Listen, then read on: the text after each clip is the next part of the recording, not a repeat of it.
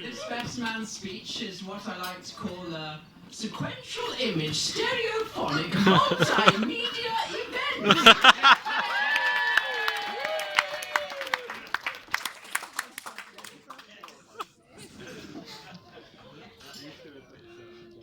So you might want to be able to see the screen. Can everyone see the screen? It's not super essential if you can't see the screen, but you'll enjoy it more.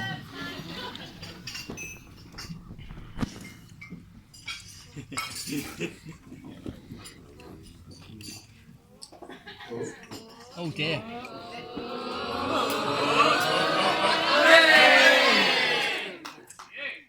Exactly a year and 1 day ago, I was stood at my sister's wedding, giving a speech with my brother about our sister.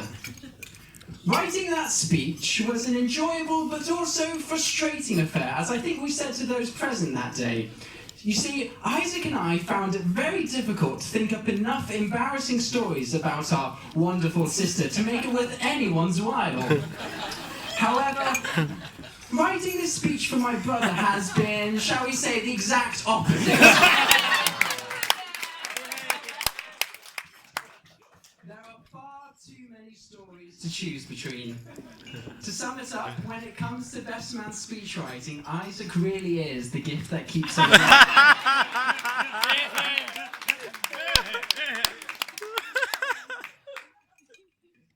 It's hard to explain what being an identical twin is like to those who aren't. However, I think this photo goes some way to explain it. No matter how much you pretend to despise each other, you can never really be apart. Thus, it would be no exaggeration to say that I've spent the last 23 years and 313 days preparing this speech. Isaac has been my permanent best friend through all those shared years together. Indeed, I think it's right to say that being an identical twin really does come down to sharing a life, as well as birthday presents, toothbrushes and fingerprints. Moreover, for many of those years, our relationships shared many similarities to any good marriage. Inseparably, not spending more than 24 hours apart until we were each 17. We used to say in the womb that we had exchanged twin vows, calling us to such noble commitments as brotherhood, friendship, and never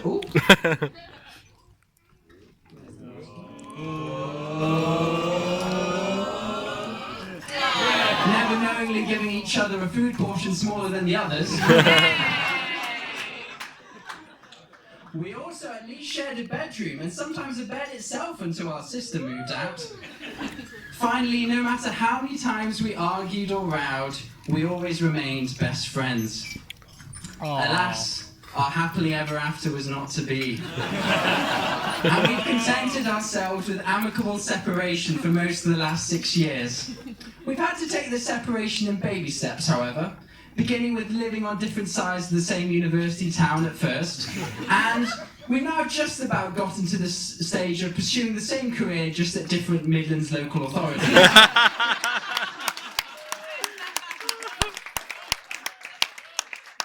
However, we've decided it's for the best, and I think both my own fiancée and Ellie will agree. Nevertheless, as Isaac enters his second long-standing interpersonal commitment, even if it is more voluntary and legally binding than the first, I thought you'd like to hear more about this handsome, intelligent, good-hearted young man you see before you, managed to ever be mistaken for this cocky woman.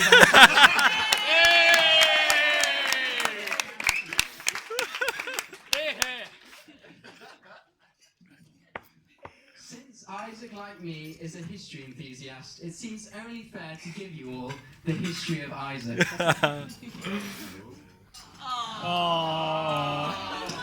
The history of my brother was foreshadowed somewhat from the start by the giving of his name.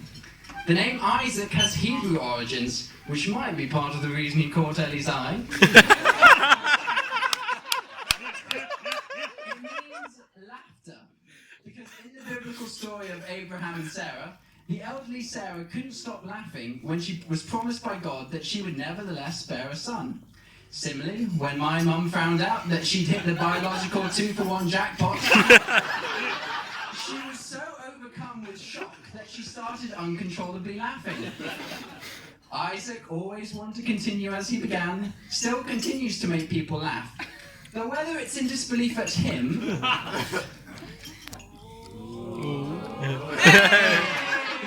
one can quite say.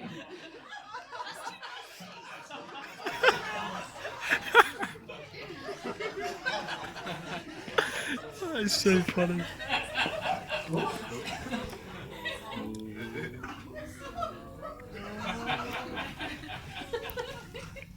Apologies for the technical difficulties. Just enjoy Isaac's face.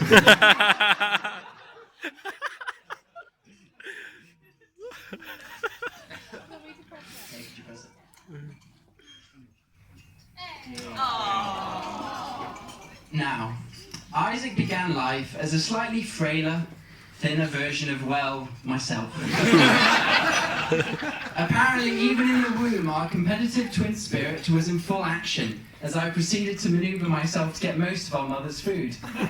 As a result, Isaac came out of the room both smaller and 2 minutes later than me. He's been compensating ever since. Next came early infancy and the development of Isaac's mischievous intelligence.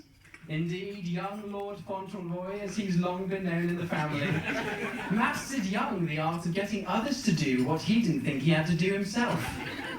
For instance, rather than waste time learning how to walk for himself, as this photo well shows, little Isaac decided it was much more efficient simply to study me as I endeavoured to try and learn myself. After I took many weeks of falls and bruises, I was finally walking. A few hours later, Isaac was too. Then came the toddler and childhood years. Question Boy, as he was affectionately known, was always asking about the world around him. Favourite topics included boats of all sizes, particularly the sampans of Hong Kong, and rhinos. Here was a boy thirsty for knowledge. Indeed, it was during these years that he learned a skill that would prove invaluable to his future life at Oxford. The art of blagging on a topic you actually know nothing about.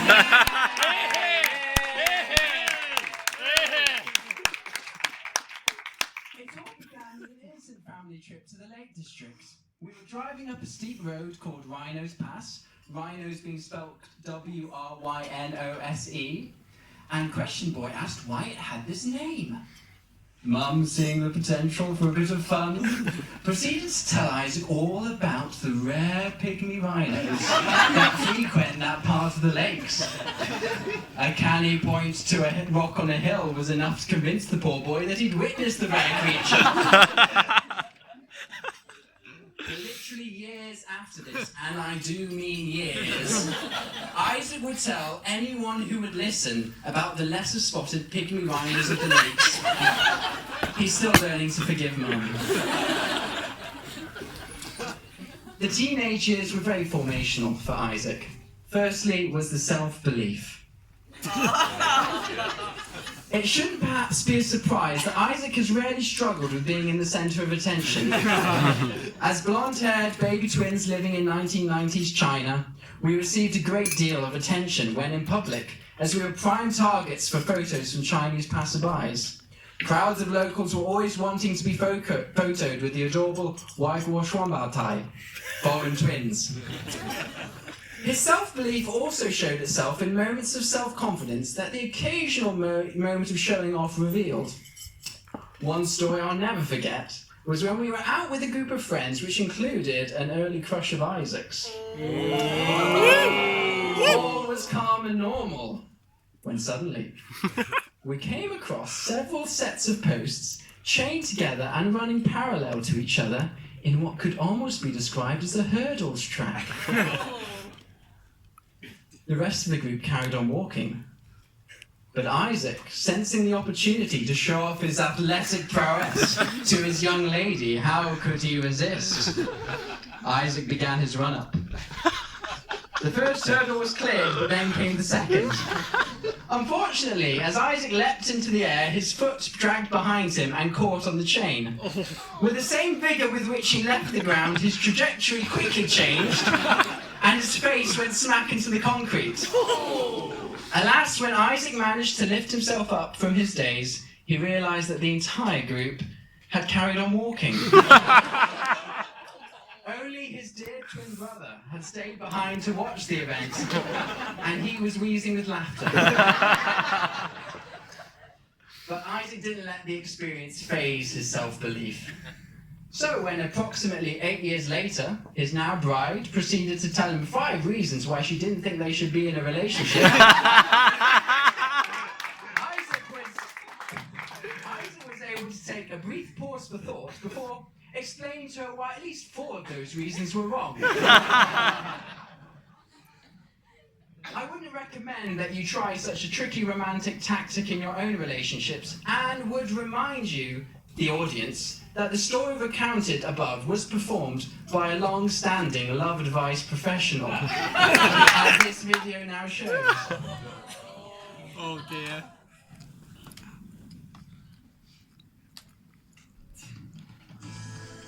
Welcome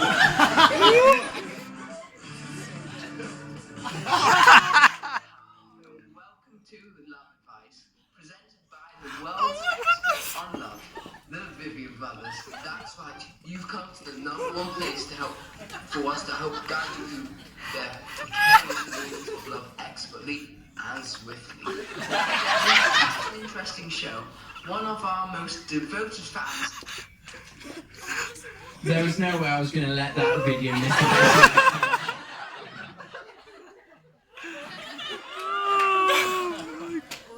the The second way his teenage years were formational was in Isaac's faith.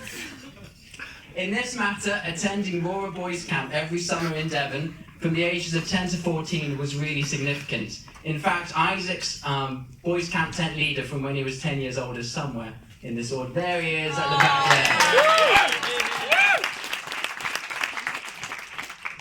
Not only did Isaac leave with many fond memories of his own goalkeeping prowess, it also gave him the deep desire to seek God and encounter for himself in everyday life.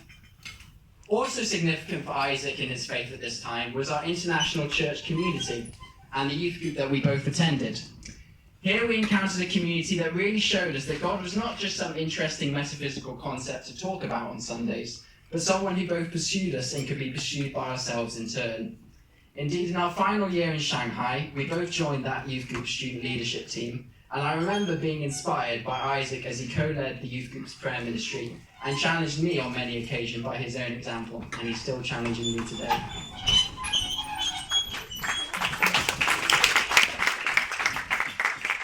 When we were 16 years old, we both moved back to Britain. It is here that a great number of you in this audience become more familiar with the history of Isaac. His years at sixth form in Nottingham, his studies at Oxford, at least when he could find the time to study between his 6 different football teams. And most recently, his time as a local government civil servant where he dutifully serves, and I quote, as the most powerful man in Wolverhampton by my grade.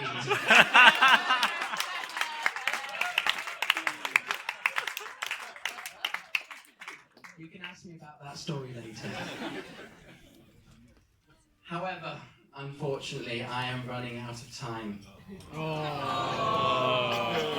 Just know that, to paraphrase the final verses of the Gospel of St. John, chapter 20, there are many other stories witnessed by myself, not recorded in this speech.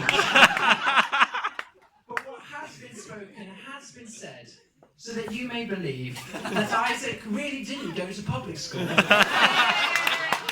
so that by believing, you may have laughter to the full.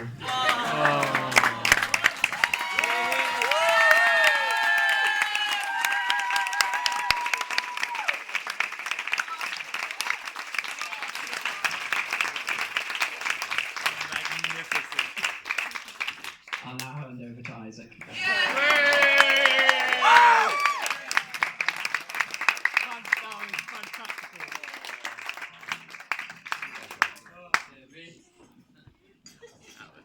I think I need a bit